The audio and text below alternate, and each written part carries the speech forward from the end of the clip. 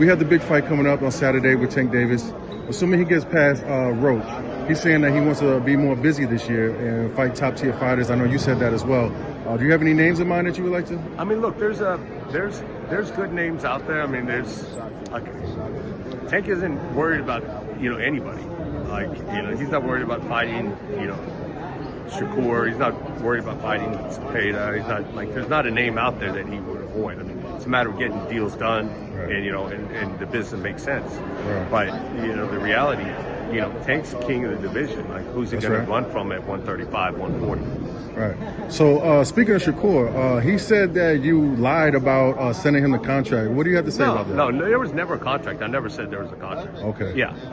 There were some very preliminary discussions. Okay. With PBC, but they didn't go very far because the reality, it never went anywhere near a contract. Okay.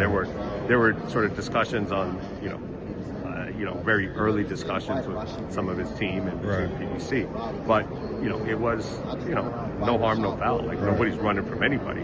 His question is what are you looking for? Like, he's got plenty of people who were after him. He ended up making a deal that worked for him, and that's great for him. Okay, because Jay Prince was involved. Was there any type of verbal non-agreement or anything like that? No. It was just I think he went out into the market and had a bunch of discussions with a lot of people. That's the smart thing to do. Right. Is what are the offers that are out there? I would do the same thing if I had a young fighter or an established fighter.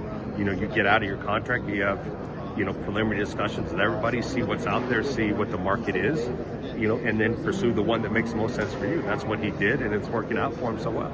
Oh, great. All right, so let's change gears a little bit. To make big fights, it's looking like you're going to have to go through Turkey these days. Are you willing to work with Turkey? What's going on with that? Look, the reality is, if the deal makes sense, if the business makes sense, absolutely. Look, Canelo had a deal that was, life-changing deal.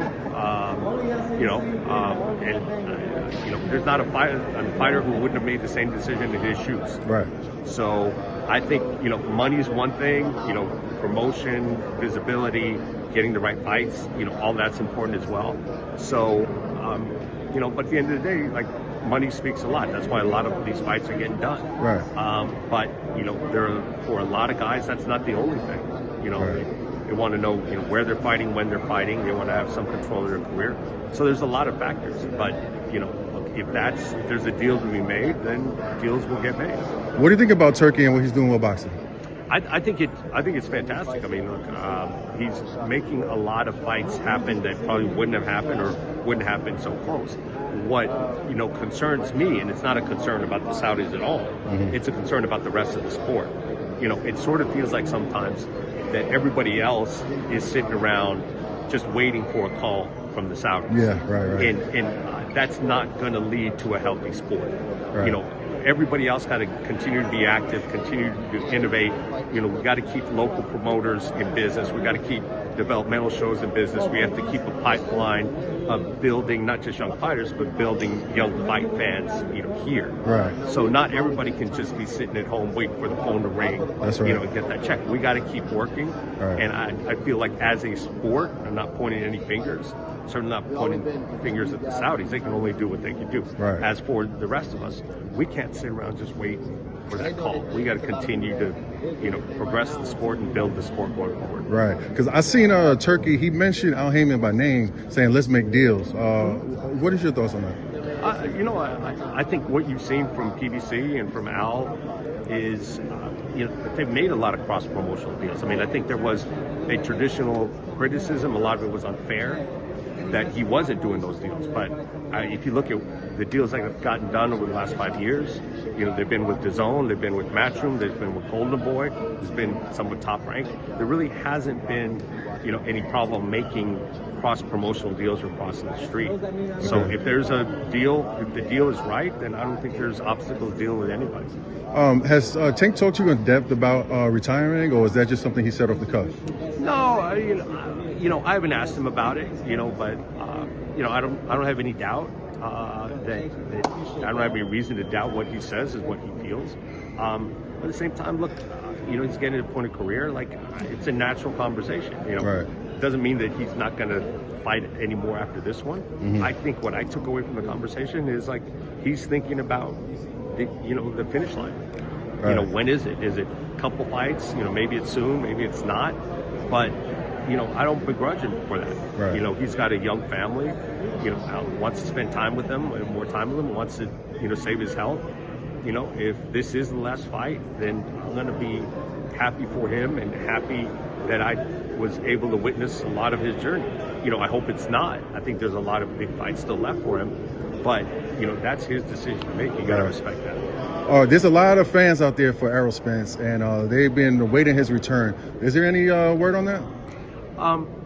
Good question. I haven't talked to Errol. I'd like to see him back. Everything that I hear, I've heard from what's happening in the gym was that he looked good. Okay. That things were progressing. I think there's a sanctioning problem with the Fundora fight. That was one of the reasons. Oh, that's why, what it was? Okay. But I would love to see him back, if that's what he wants. Right. If, he decides he's going to spend more time on the ranch with the family, like more power to him, right. At the same time. If he's still got that fire, I'd love to see him. Some of, my best memories of the Showtime days were Errol Spence fights, particularly over in Sheffield when he won the title. Right, yeah, that was a good fight. It was one of the best atmospheres I've ever experienced. So I would love to see him back. Okay. Is there any PBC schedule news that you can share with me? Well, we've got the Fundora fight is there. There've been with who? I've been so focused on this one. The March 22 is the date, and I'm blanking on the opponent right now. But that one's set. That's formally announced. They're talking about an early April date. Do you feel Keyshawn is ready for Tank Davis, or would you be willing to make that type of fight? Look, I think let's separate two different things. There's skill wise and marketing wise. Right. Look, skill wise, he looked fantastic. He feels like he's ready. He's made the challenge. From a marketing standpoint, like I would love to see Keyshawn become more of a household name. Look at grow something in the size of like the Ryan Garcia fight was. Right. But that's not to say anything that he's not ready or he couldn't compete with Tank. I'm just saying, as a marketer, as a programmer, I would let it grow a little bit more, and make it even bigger. Okay. Has Tank ever mentioned to you anything about moving up to 140? I think for the right fights, he would for the big fights. Like, I think if he hasn't said this to me, but I'd say if he was going to get the Ryan Garcia rematch, like at 140, like it's a good reason to go to 140. I think. Right. And how do you feel about Shakur and Keyshawn Davis saying they will never fight each other? Are you cool with that? No, I understand. There's always relationships. There's, that's one thing. If somebody feels that level of closeness or relationship with somebody, like, you got to respect that. Right. It is what it is. Okay. Yeah. Great. Thank you so much. I appreciate it.